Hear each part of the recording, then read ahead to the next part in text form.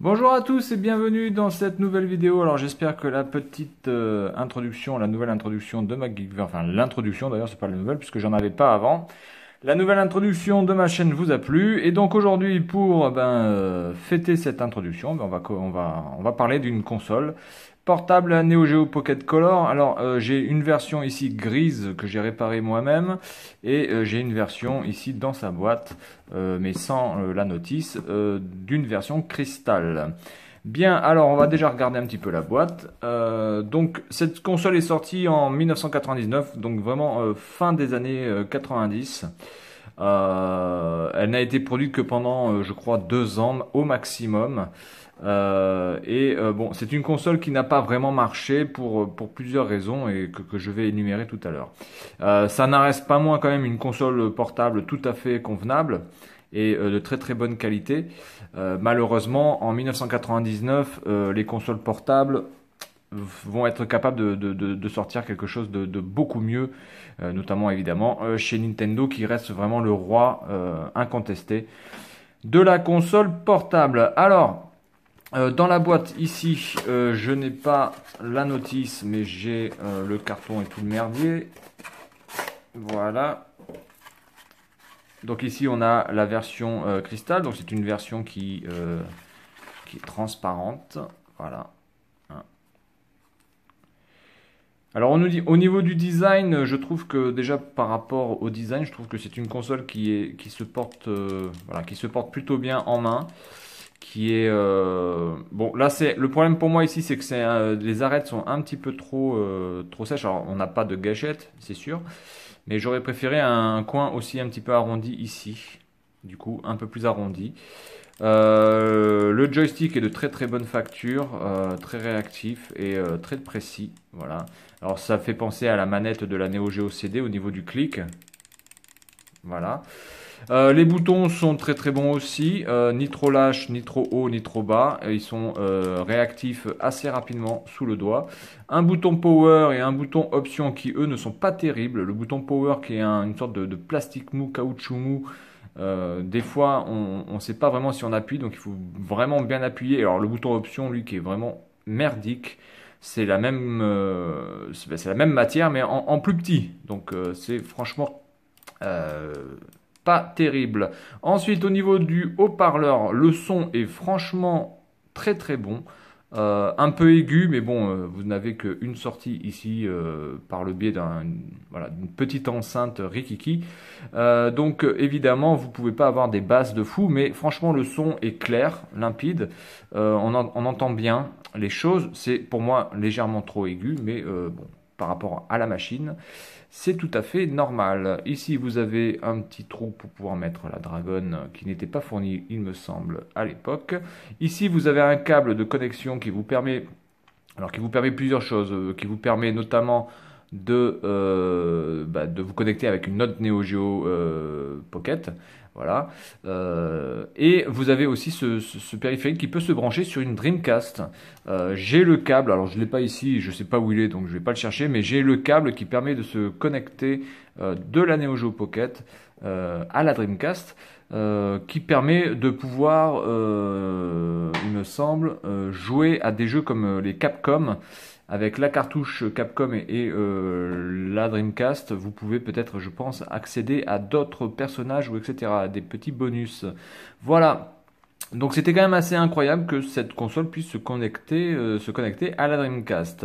Et puis je pense que cette sortie doit servir bien à bien d'autres choses certainement, mais en tout cas elle permet de connecter deux consoles, voilà, et permet de se connecter à la Dreamcast aussi.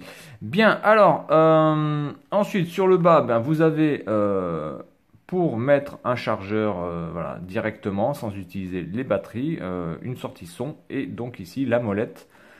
La molette pour le son, voilà, donc moi je suis vraiment un aficionados de la molette, je trouve que ça c'est vraiment le mieux, parce que moi j'en ai marre des trucs où il faut choisir 1, 2, 3, 4, 5. Si j'ai envie de choisir un et demi, comment je fais? Hein, je peux pas. Hein. Donc je trouve vraiment que la molette pour moi reste le système de contrôle de son le plus précis et le plus adapté. Voilà. Ensuite, évidemment, vous avez le port cartouche qui se situe ici. Voilà. tout simplement. Et vous avez la pile de sauvegarde qui est ici avec la trappe pour mettre vos deux batteries de AA 1,5 volts. Voilà.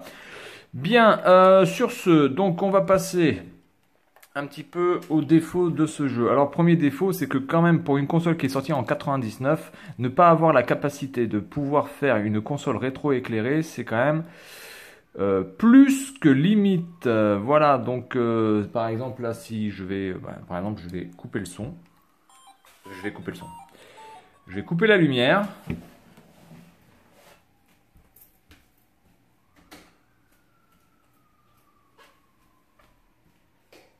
Voilà. Et donc on voit que dalle. On voit que dalle, d'accord? On voit absolument que dalle. Donc franchement pour une console de 99, c'est plus que limite de ne pas avoir fait un rétroéclairage. Alors quand on choisit un rétroéclairage, par exemple, on aurait pu très bien avoir un mode qui nous permet de choisir oui ou non un rétroéclairage. Malheureusement, SNK ne propose pas ce mode, ne propose pas la possibilité d'avoir un rétroéclairage. Donc par exemple, si j'utilise, alors là c'est pas l'officiel, hein. Si j'utilise le chargeur, donc je vais enlever les piles. Il aurait été quand même très bien que, par défaut, par exemple, si on utilise le chargeur, on puisse avoir un rétroéclairage. Parce qu'évidemment, on a le chargeur, on n'est pas limité en électricité, on n'est pas limité en énergie. Donc, pourquoi ne pas mettre le rétroéclairage comme fonction, du coup? Après, qu'on ne le mette pas en mode pile, ça je le comprends tout à fait, mais pas le mettre en mode en mode chargeur, c'est quand même pour une console de 1999 franchement abusé, en sachant que la Game Gear avait le rétroéclairage 7 ans avant, hein. Donc 7 ans ou 6 ans avant cette console, Game Gear de chez Sega avait le rétroéclairage. La Nomad avait le rétroéclairage aussi. Les Game Boy qui sont sortis après, la Game Boy Advance, etc., avaient le rétroéclairage. Donc, pourquoi tu ne peux pas avoir le rétroéclairage? Quel est le problème de ne pas avoir ça? Donc ça, c'est déjà un gros défaut pour une console, encore une fois, de fin des années 90. Ensuite, eh bien, le problème, c'est l'angle de vision. Alors, je vais essayer de jouer comme ça, parce que là, j'ai le trépied qui est juste devant. L'angle de vision qui est très limité, parce que les couleurs ne sont pas forcément très contrastées. On n'a pas la possibilité de choisir le contraste des couleurs. Et donc du coup, vous êtes très limité sur votre angle de vision pour pouvoir jouer. C'est franchement pas du tout ergonomique par rapport à la position, et surtout que vous êtes obligé quasiment de rester toujours dans la même position pour pouvoir jouer. Sinon, on voit plus rien, ni plus ni moins. Voilà, donc là j'ai Metal Slug en version cartouche, mais je n'ai pas la boîte malheureusement de ce jeu. Alors après au niveau des commandes, etc., ça c'est du pur bonheur. Franchement ça se manie sans aucun problème. Voilà, c'est vraiment du très bon. Et alors il y a quelques ralentissements là, vous voyez, il y a eu un ralentissement. Alors c'est aussi ça un problème, c'est-à-dire que vous avez un jeu qui a été adapté pour la console, mais qui malheureusement n'a pas une fluidité exemplaire. Parce que là en plus on n'est que au début. Putain, alors là je joue à travers l'écran de mon téléphone. Alors je peux vous dire que là c'est la galère. Vous n'avez pas une fluidité exemplaire, alors que ce jeu a été adapté pour la version portable. Donc ils n'ont pas optimisé ce truc. Alors c'est complètement con. Voilà. Bon, après ça gêne pas vraiment dans le jeu, mais je pense que déjà vous voyez là il y a eu quelques ralentissements sur des vous voyez, à la vitesse où quand vous avez, oula merde, quand vous avez trop de personnages ou trop d'effets, du coup ça bug. Donc c'est vraiment pas top par rapport à ça. Alors évidemment, ça reste quand même une très bonne console, hein, je ne le nie pas. Mais pour moi, je pense que clairement, ça ne pouvait être qu'un échec. Déjà, le prix, si vous regardez ici sur la boîte, vous voyez écrit... Où ça? Ici.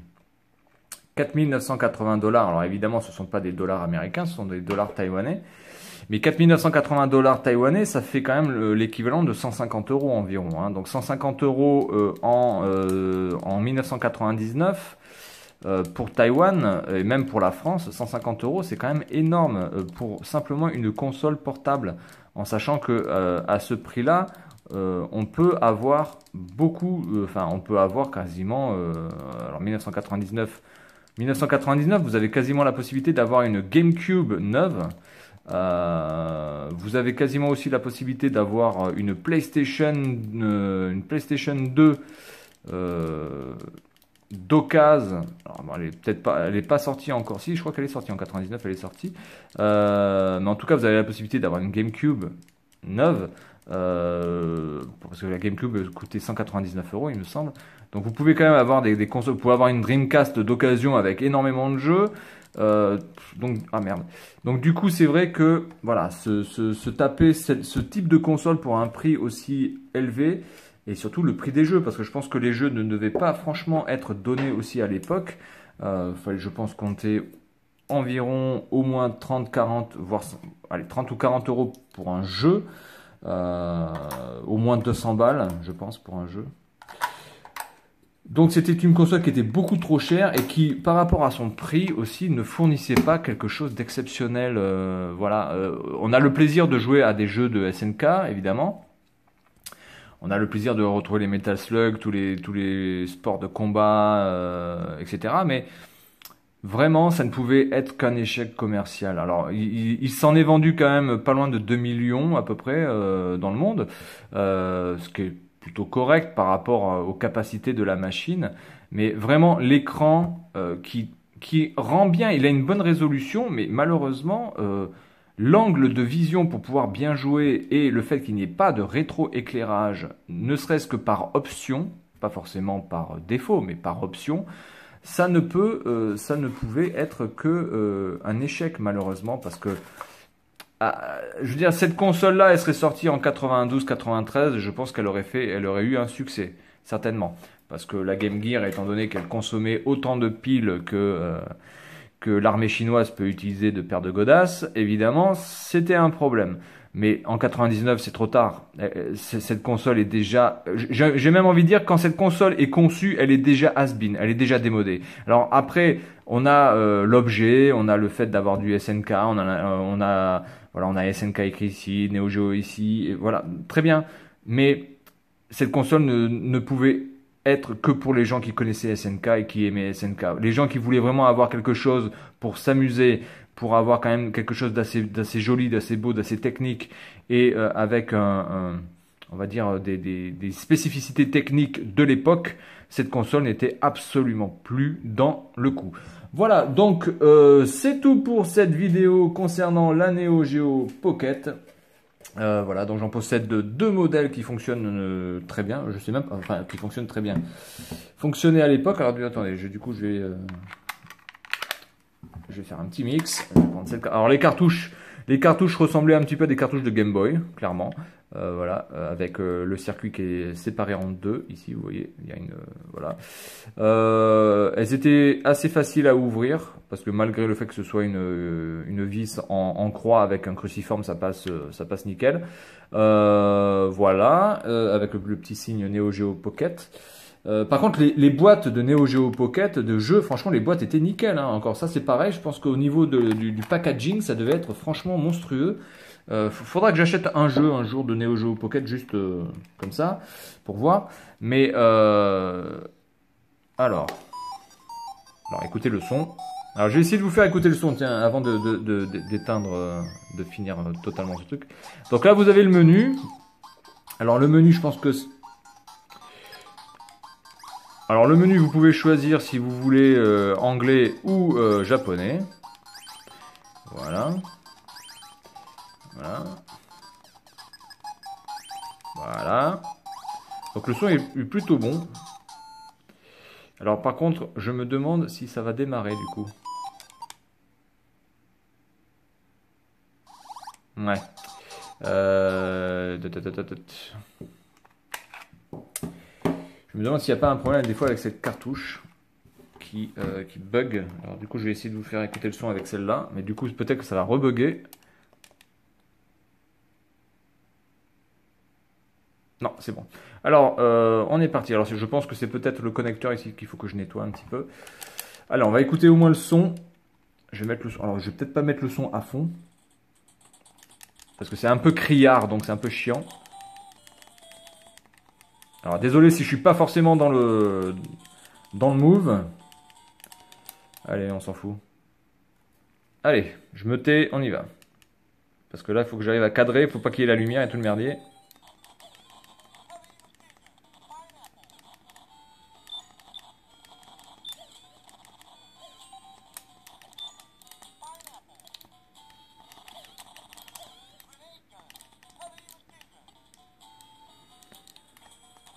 Alors, je vais essayer de mettre un peu plus de son au maxi.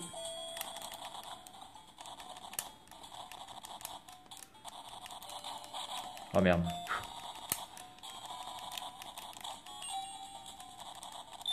Alors, moi je suis un gros bourrin, un Metal Slug. Hein. Ah merde. Ah je vois pas parce que j'ai le trépied là qui est juste devant. Putain. Ah bordel.